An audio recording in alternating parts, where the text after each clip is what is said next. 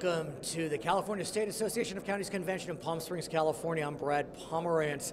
We are coming to you on Charter Local Edition. We are joined by two supervisors from different counties. Karen Mitchoff is a supervisor in Contra Costa County. Chuck Winn is a supervisor in San Joaquin County.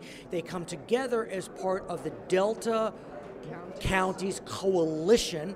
And I want to start by talking to Chuck, if I may, Supervisor Winn, about the state of water in California. It was a little wetter this year than the last 4 years, especially in Northern California, although the Delta kind of, is northern central. Talk to us about that, sir.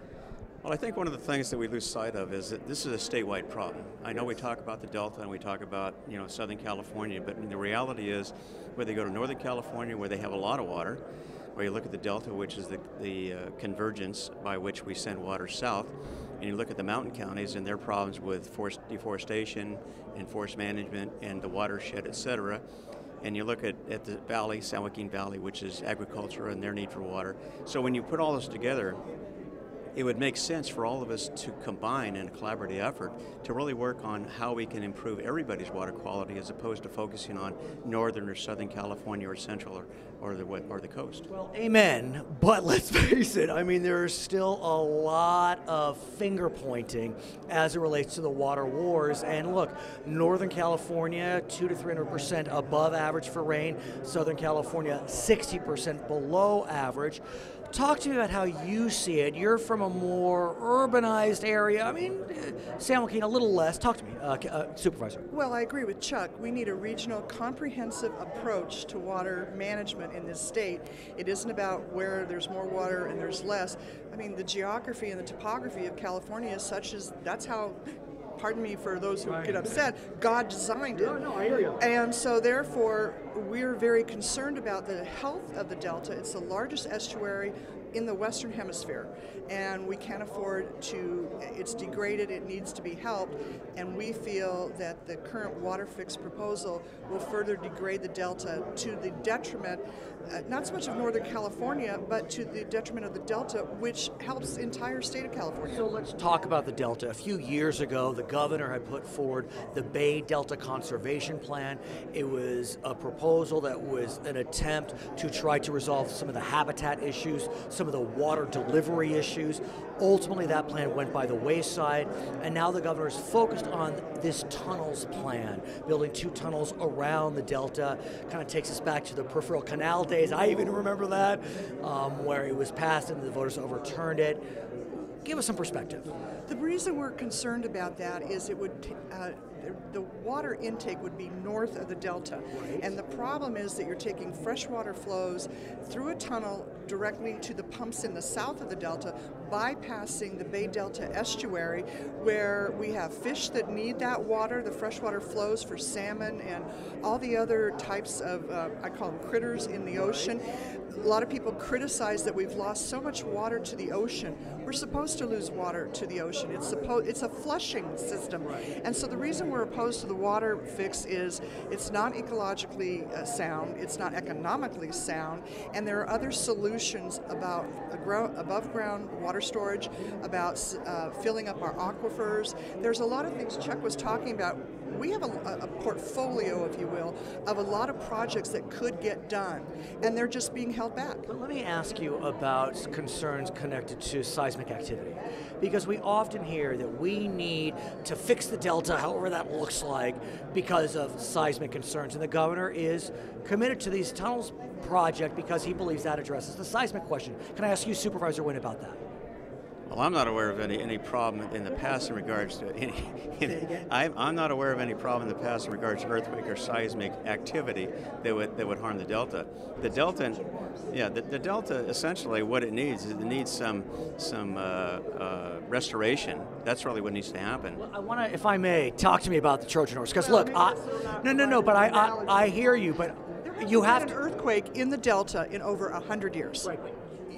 It's true, we've heard about these concerns. If they would strengthen the levees, use the money that's there to strengthen the levees, that issue would go away to some extent, to a large portion extent, because by strengthening the levees, it it strengthens them such that if there is seismic activity, they won't fall apart. Because of course this concern really bubbled to the surface, like I can use that cliche, in the wake of Hurricane Katrina, obviously. And So we live there. We're very concerned about that.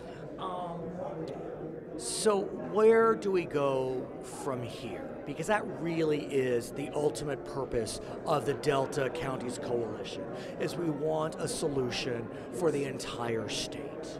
In my opinion, it's the above ground storage. In my county, we have Los Vaqueros Reservoir. We've expanded it once already. We're thinking of expanding it again with other partners who weren't there before. They didn't think that they needed that, but they're there now. And we need one in south of the Delta, one in north of the Delta.